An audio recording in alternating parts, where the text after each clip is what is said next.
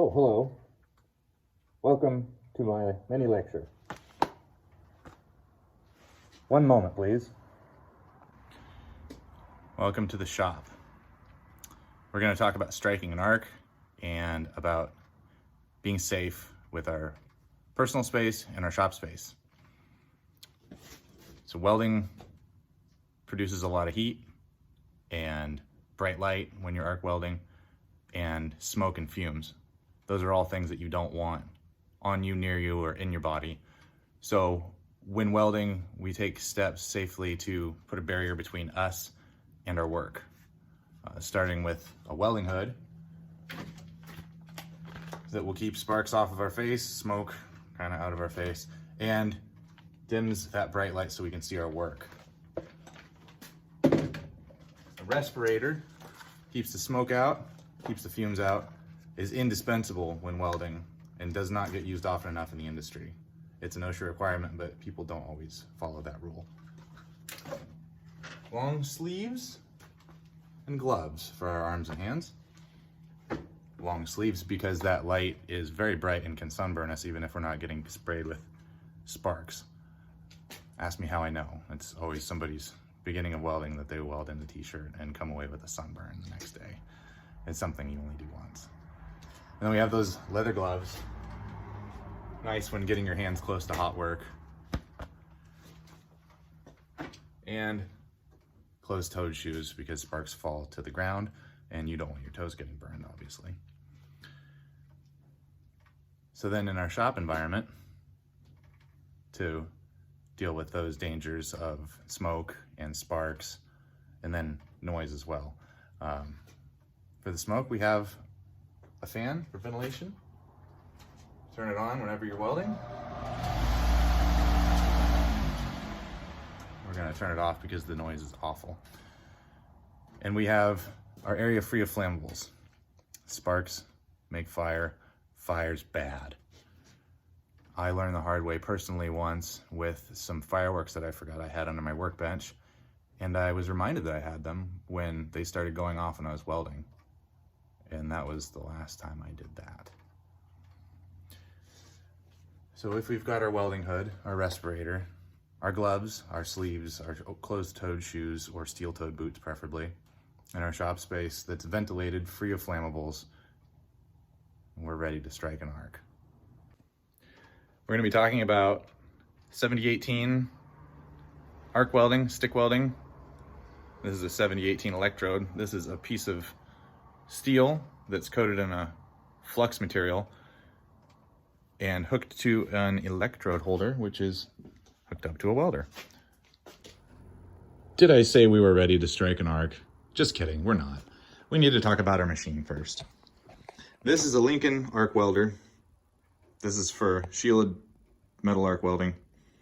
Most of what we do in the marine industry is done with stick welding because it is impervious to the environment. It's got its flux built into the rod, and weather conditions don't affect how it welds on a small scale, but on a large scale, you obviously can't weld in pouring rain and blowing wind as well as you could if those things weren't happening. But for all intents and purposes, this works great. It is bulletproof. It's what was used to build the boats during World War II that won the war and has been used on farms and shipyards and garages ever since. It's a great machine and a great technology for basic welding. So that's where we're going to start. We're going to be using 7018 rod.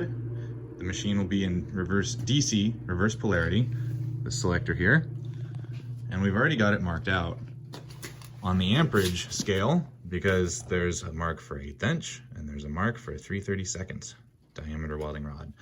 Those are our starting points, and then we adjust back and forth as necessary depending on the thickness of the metal and the characteristics of the bead that is being welded.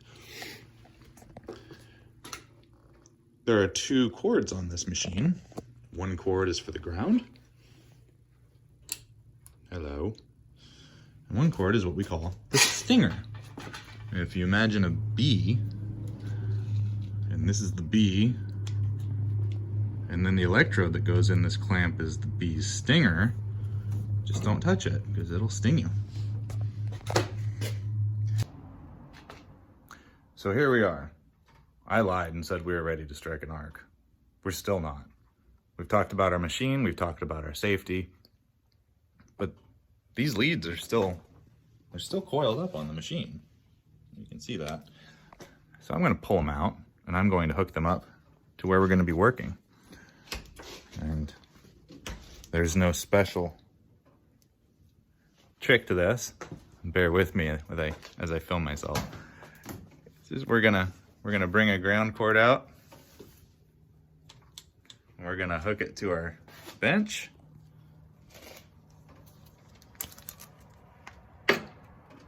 Like so. The bench is gonna electrify our work, so we'll just ground to the bench and have our work free. We could do it either way, but it's a little easier this way. Okay, we've got our ground attached to the workbench. We've got a classy little holder for our electrode holder so that we can have it here at the ready. I tacked these pieces of metal together and we're going to be doing a fillet weld along this edge from one end to the other. We're going to push the green button for go. Machine is on. We're gonna crank this. It always feels like a great big ordeal when using this machine. It's kind of fun. And crank it up. Crank it up. We're gonna start right at that magic number that someone long ago discovered for us. Right there, 1/8 inch.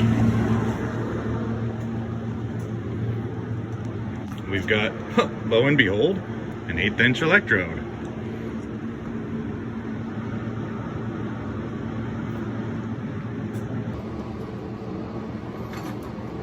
Got my electrode holder and my electrode. Clamp it in there in a satisfactory way, whatever you're comfortable with. Whether you like it like that or like that, these things have a lot of options for how to put that thing in there. I like to have mine kind of at an angle. It just feels in the middle ground, somewhere between straight and crooked. I like it that way. So when I go to strike an arc, I'm going to start with the tip of it. I kind of hold it with my finger and I almost strike it like a match because 7018 puts the stick in stick rod. It is very sticky. So it's kind of something that you have to practice before you can strike an arc with any kind of success.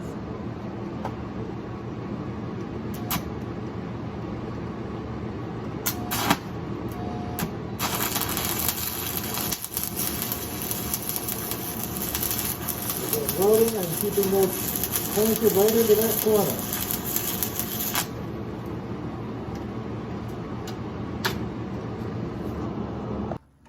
I turned off the machine so that I can demonstrate the angle that is best for this. And it's really the best way to do it is to just practice. When I do this kind of weld, I come in about a 45-degree angle. And it's kind of a match striking motion, and then it'll arc, and this needs to be held in such a way that the weld is controlled and it's melting from the top and the bottom, and you weld along. So we've got a weld there with slag on it. That's the flux on the outside of the rod that has melted, and it created kind of a protective coating for the top of that weld to keep air out and allow it to melt properly. So let's get that slag off there. I couldn't find a proper chipping hammer, so I'm going to use this cold chisel. Chip that off there so we can get a good look at it. There's a weld. Probably could have been a little hotter, but it got good penetration there on the top and the bottom. That's a good root weld. So now we're gonna try a different setting and just see how it looks compared to this one. Back to the old Lincoln Ideal arc. Well, let's say that weld was a little too low. We need it hotter. We're gonna turn off our amperage. As you see, these don't go to 11, but that's the spirit that we're bringing to this. We're just gonna crank it way up. Okay. Beginning hot weld.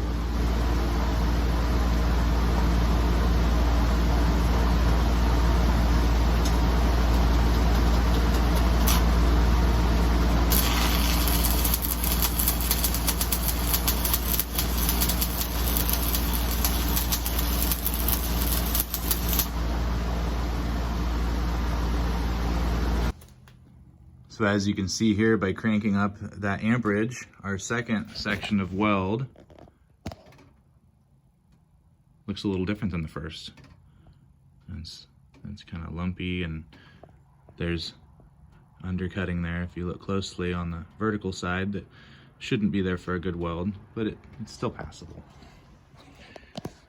These are all different outcomes you can have if you change the amperage setting on the machine. But what happens if it's too low?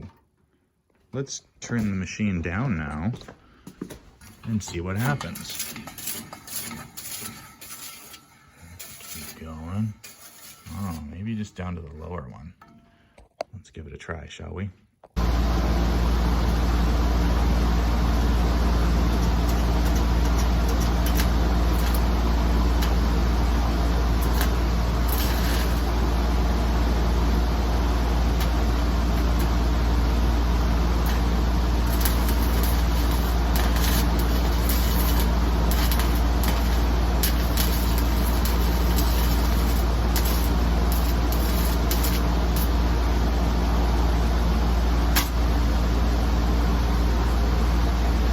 So as you can see, when I turned the amperage down too low, it's almost impossible for me to strike that arc. The rod sticks to the metal, and when it does arc and weld, it produces little lumps that aren't melting anything together, and they look terrible, and they'll have to be ground out and redone. So it's a good way to be able to tell if your machine's set right or not based on how easy it is to strike that initial arc and to start welding and to get a puddle and a bead that's pulling nicely, creating a nice weld. But it's really only something that you're gonna learn as you experiment and practice and are willing to let yourself fail and have lots and lots of really ugly welds. Because really, when it comes to this stuff, the only way to get good at it is to just keep doing it. Experience is the best teacher, and failure is an even better one. Trying and failing and trying again and trying and perfecting a craft is what welding is all about. You can learn to weld in 5 minutes and spend 50 years and not feel like you're good at it. And so that's the rewarding part of this, is that I can show you how to do it. You can try and do it. And if you try enough, you'll learn how to do it. And you can get out what you put into it. If you don't want to practice, you can try a couple times until you can get a bead drawn. And then you'll be good enough to weld something if you ever need to repair it. And if you want to be a standout type of professional, you can just burn rod after rod, 50 pounds at a time, until you can make the thing look like the perfect example of a weld. So as a recap to what we talked about, welding is a very common way of joining metals together. It's about the best we have. And arc welding or stick welding is the most basic, well-tested, proven way to do it cheaply in all weather conditions. It's a good place to start if you have any interest in welding. So we learned that welding can be dangerous, producing toxic smoke and fumes, making sparks that can cause fire and light all your fireworks that are in your house. Don't do that. And bright lights that can sunburn you. I didn't know that before I started, and now you do. So now you know. The hood protects our face, protects our eyes. An auto darkening hood is the best way to go. Although if you want to be old school, like the guys used to do that didn't auto darken, you can flip it up and down and hope that it all goes for the best. And a respirator, very important. Don't weld with a bare face, because you're inhaling all that smoke and all those fumes. And I don't even know what kind of toxic chemicals they are, but they're not good for you. Leather gloves. You don't always, I don't use the one on my right hand that I use to hold the electrode holder, just because that doesn't get as hot, but sometimes I do if I'm welding out of position or overhead. That's why there's two. You got two hands, they need two gloves. If you ever find yourself in a dueling situation, you can challenge someone if necessary. It's a good multi-tool, but mainly for our purposes, it's going to keep us safe from sparks. And one thing I didn't mention that is important, it is an OSHA requirement for good reason, are earplugs. Earplugs are really cheap. I think we charge 15 cents a piece for these, and we're double or tripling our price on them. But along with all the noise that goes into the welding atmosphere, there are grinders and there are needle scalers, compressors, people shouting at each other.